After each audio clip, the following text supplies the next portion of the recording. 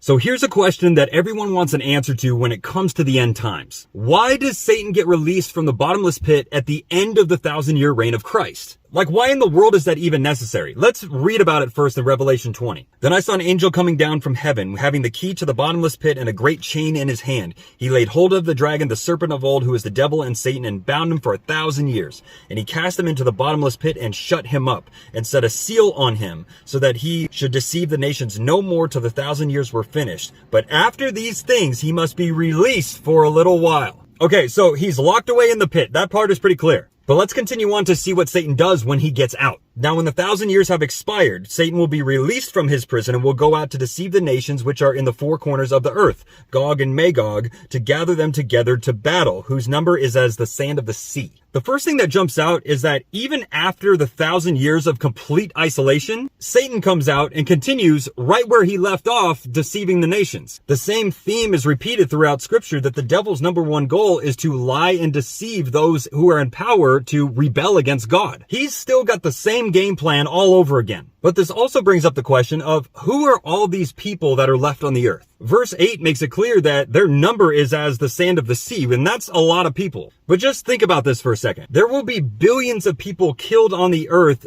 during the outpouring of God's wrath before Jesus returns. But there are still humans left on the earth who survived the tribulation and will continue on living during those 1,000 years. 1,000 years is a long time to reproduce, wouldn't you say? So during this time, humans will fill the earth back up again, and they'll actually return to Jerusalem each year to worship Jesus and celebrate the Festival of Tabernacles, which is mentioned in Zechariah 14. But watch this though. The people living on the earth in this time won't experience evil in any form because the devil is locked away and there aren't any more demons left. Just try to wrap your mind around that. These people will not understand testing or temptation or disease or sickness from any outside source. Yes, they're still fleshly humans, but if there's no one opposing you in the spiritual realm or try to deceive you or turn you against your neighbor or bring in confusion or cause you harm, how amazing would that life be? And here's another point. There is only one generation that will go through the tribulation and see the visible return of Jesus. Every generation after that will only get stories of it happening.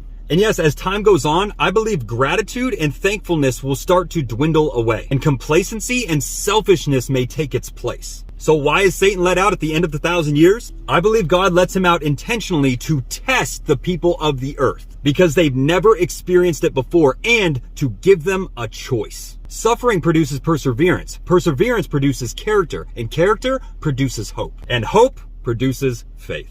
And we already know the devil's fate. He's going to be cast into the lake of fire to be tormented for all of eternity, and that's a wrap.